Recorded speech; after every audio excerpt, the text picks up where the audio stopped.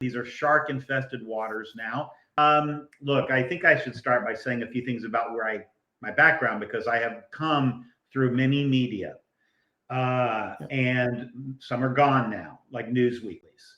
I got my start at two small town newspapers, the Plano Star Courier in Plano, Texas, and the Iowa City Press Citizen in Iowa City, Iowa. And so my Iowa City Press Citizen experience, the presses were in the building. So I actually got to hear a city desk reporter yell out, "Stop the presses." And I heard the whole machinery stop. That was back in the day when you clipped articles from newspapers in order to keep a record of the past. You didn't just type in Google, you had clippings.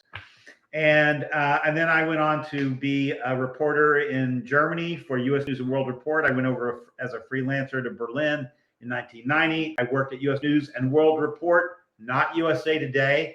U.S. News and World Report was what they called a news weekly.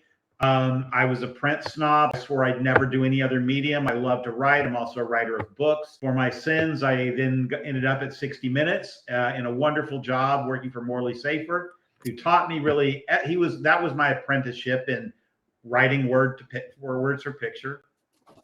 So I had been through phases of media, and I've seen this transition. I can still remember when I went to Germany as a freelancer, there was no internet.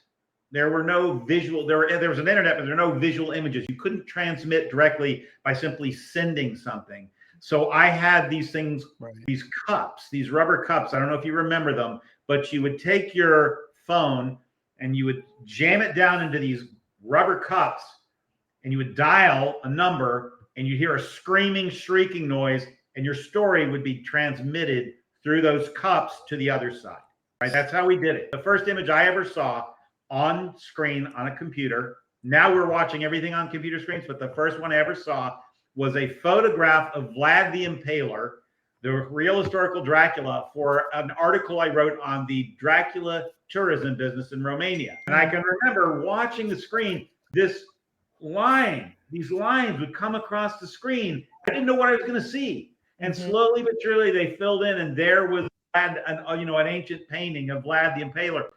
And I looked at my wife who was with me, and I was like, wow. So that's clearly the future, right? That's what we are seeing right there. So when you ask me what do I think of where we are, it's a vast question. These are shark-infested waters now.